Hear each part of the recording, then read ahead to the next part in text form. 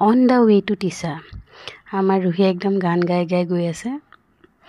আৰু এইবাৰ বহুত কেইখন ৰেজৰ্ট দেখিলোঁ মাজে মাজে। প্ৰথমবাৰ যাওঁতে তেনেদৰে পোৱা নাছিলোঁ। আৰু জলপ্ৰপাতো বহুতকেইটা আছে, তাৰে এটাত অলপ দেৰি ৰখিলোঁ। পানীটো ইমান ঠাণ্ডা আৰু চফা।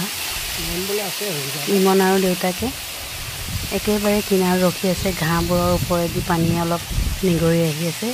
সেইবোৰ ইমনে চাই বিৰাট ভাল পাইছে। বতৰটো ইমান ধুনীয়া আছিলে।